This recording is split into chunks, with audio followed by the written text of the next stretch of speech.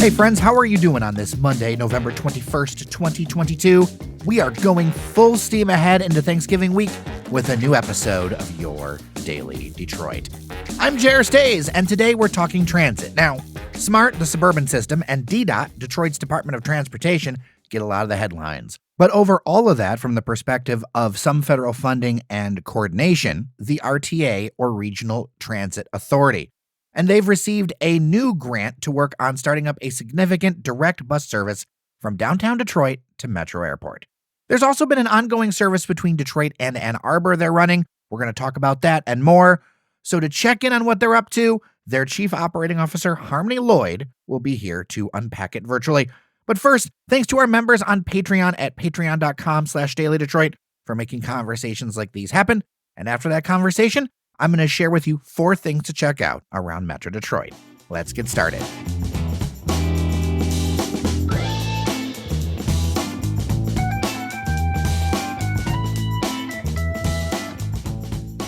Joining me virtually, Harmony Lloyd, the Chief Operating Officer for the Regional Transit Authority of Southeast Michigan. Welcome to Daily Detroit. Thank you so much. Excited to be here. And I'm glad to have you because there are a lot of things happening, and I want to get into them. I think what we'll first start with is the news that caught my eye in the last few days, which is that there is a $2 million grant that was awarded to do some things between Metro Airport and downtown Detroit. Can you expand on what's happening with that money and what the ideas are? The Regional Transit Authority was thrilled to learn last week that we would be receiving funding through the bipartisan infrastructure law. It's their carbon reduction program, and it was given to SEMCOG, which is Detroit's planning agency, who then had a grant competition.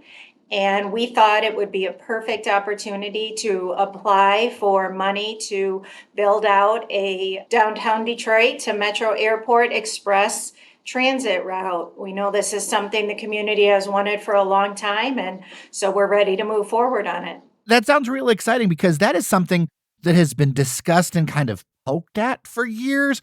Why now, and what about this is going to really help stand it out?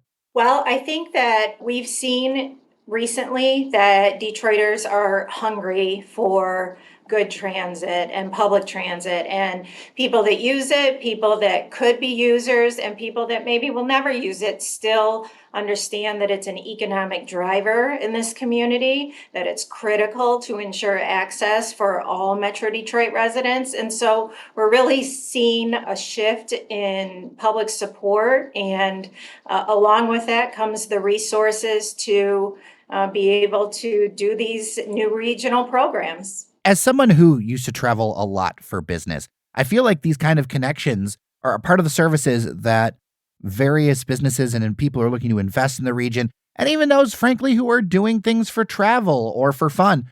These are the kind of connections between the airport and the major downtown that are just kind of part and parcel what needs to happen. Absolutely. We are a major metropolitan area. We have visitors coming from all over. We have employees that work at the airport and travel there every day. It is critical that we have many connections and many options for travelers. Like you said, when you travel, you're used to having different options to get from the airport to wherever you're going.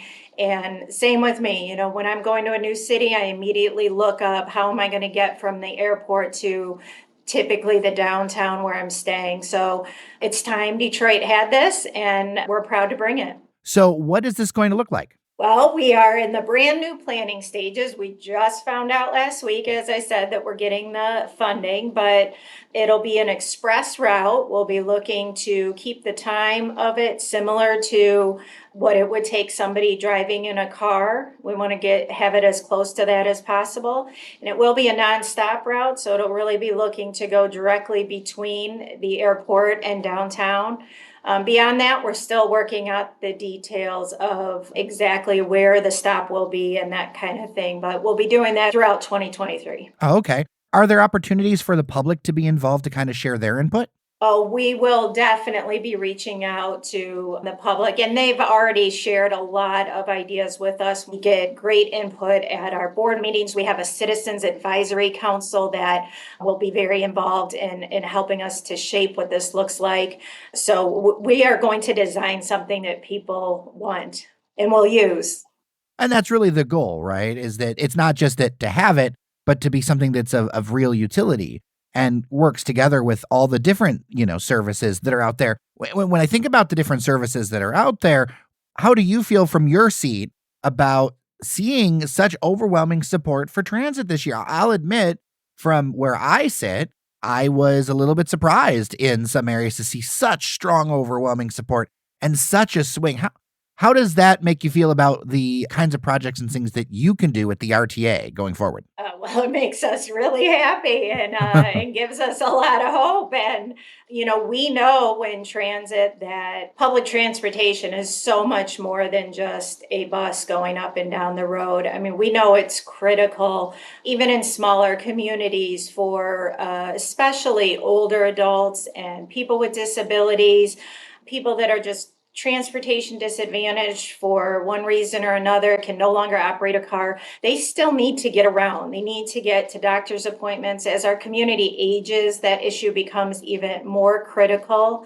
And so I think that as transit has grown and there's been a variety of new ideas tried out, things like micro transit, which is more of a door to door service, I think people are hungry for it and they're willing to try it, and they understand that it will make their lives and their neighbors' lives better. The communications about all of it, especially on the smart side, really was more about that connecting of people and providing service as opposed to being just only about bus lines. At least that's how it seemed to me. Absolutely. I think they did a fantastic job of helping to share what we know is the value of transit and what it can do. So, yes, there is this news about the grant to do work with Metro Airport to downtown, but there's been another service that's been ongoing for a while from Detroit to Ann Arbor. And I've been curious for a while, how is that doing? How's that coming together? Well, it's been great. We restarted it after the pandemic, and it just in the past few months has really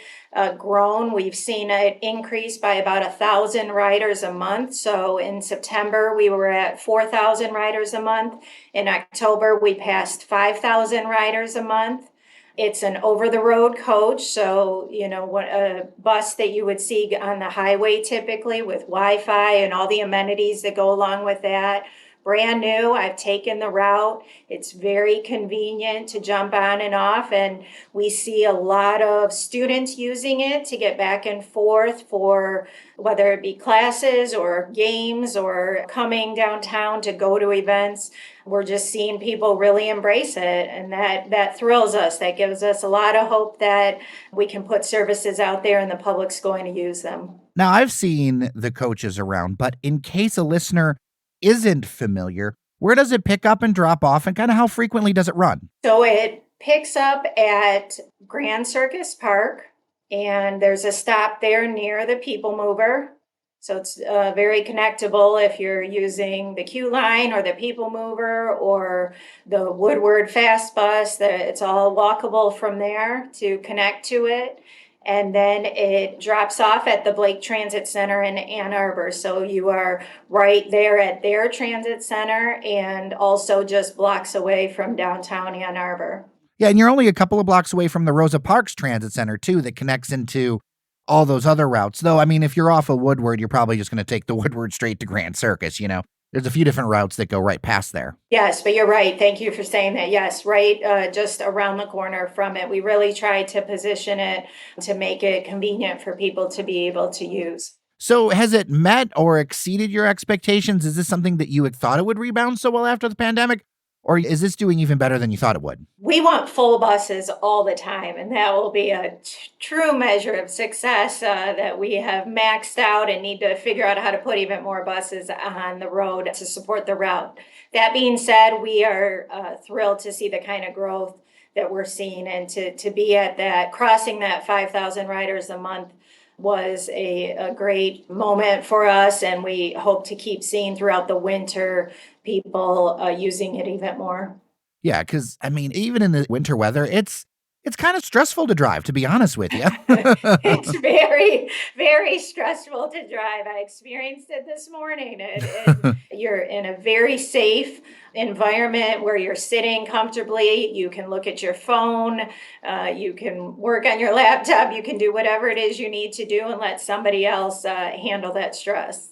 Well, one thing too about that, and I have heard from a few different writers, like reliability is a good thing. And I think that'll be good to carry that over to any future projects, including this Detroit Metro Airport project, where, when you look at the schedule, you can see that, yes, this is going to come and it's going to be on time and it's going to get you where you need to be. Really fill a gap with these kind of a little bit longer haul distances. There's a lot of distance between a lot of places in Metro Detroit. And so using these kind of routes will help use transit to kind of knit them all together. Perfectly said. Yes, Detroit is very geographically spread out when you look at it compared to other major cities. And so it is challenging to connect people, but we think that by using a variety of options, things I talked about, express routes, more traditional bus routes, microtransit, really making a menu of options is how we're going to get Detroit to be that mobility city that we all want it to be. I would be remiss if I didn't ask, we're coming up near the end of 2022. There's been some wins. And how do you look to build on those in 2023? What are some of the things that the RTA is looking forward to in the next year? We are very excited to work with our partners with SMART and some of the other smaller Oakland County providers who are now part of the network of transit providers. And also with DDOT, the Q Line, the People Mover, I can tell you we're all meeting, at least weekly, often more times than that, to look at what programming looks like.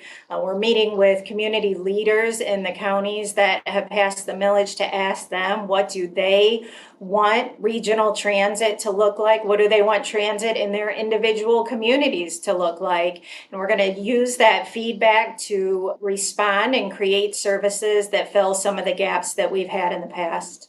Yeah, in case listeners don't know, the RTA does play a strong coordinating role in all of this, right? Like just because you may see SMART or a local provider or DDOT or something, the RTA is still involved with a lot of these things, right? We absolutely are. We are actually the umbrella organization for SMART, DDOT, and the RIDE in Ann Arbor. So the funding for those organizations federally comes through us, and then we work with them to distribute it. Like I said, we are in constant communication and working with each of the individual agencies, but always looking at projects to determine how we can better connect all of our providers.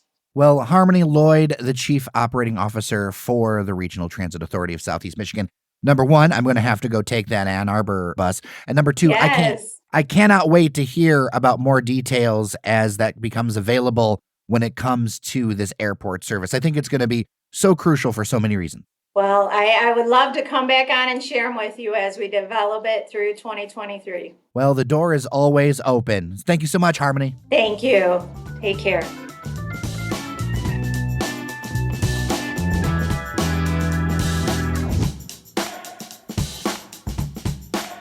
All right, before I let you go, 4 things to check out around Metro Detroit. First, Metro Detroit loves our restaurants and gas stations. It's just a thing. Eater Detroit reports that the latest addition to the obsession is Chubby Panda in Southwest Detroit, just off of Clark Park. They're serving other kinds of street food too.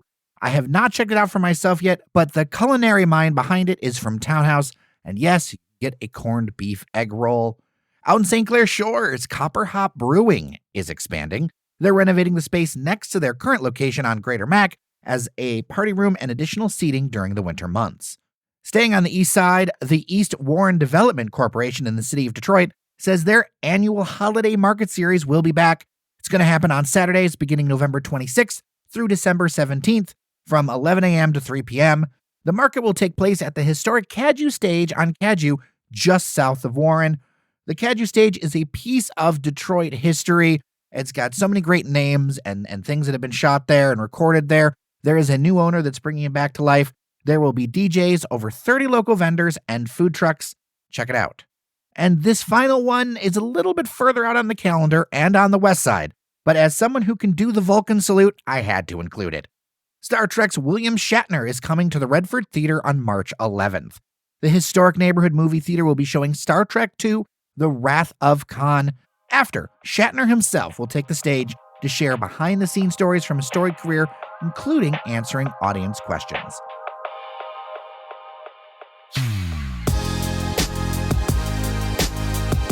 All right, we are done for today. As always, more headlines and stories at our newsletter, dailydetroit.com/sign up if you want to get that in your inbox. Feedback, as always, jer@dailydetroit.com. A bunch of window stickers just went out for those who asked for them.